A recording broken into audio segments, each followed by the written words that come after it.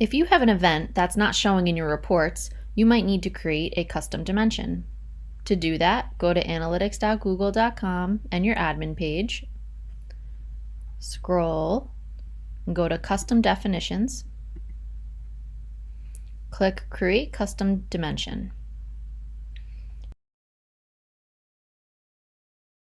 Name your dimension. This is just an example. Name it what you would actually need it to be. Then you have to choose your scope. You have the option of event, user, and item. Event is based on your event information. A user would be such as their location. An item information would be such as the color of the item on your website that the customer looked at or purchased. So choose which one you need. Add a description for what it is. Next, you would add your event parameter.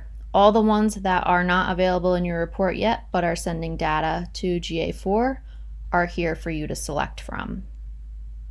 You should do this for any event that you would like to see in your reports that are not yet defined.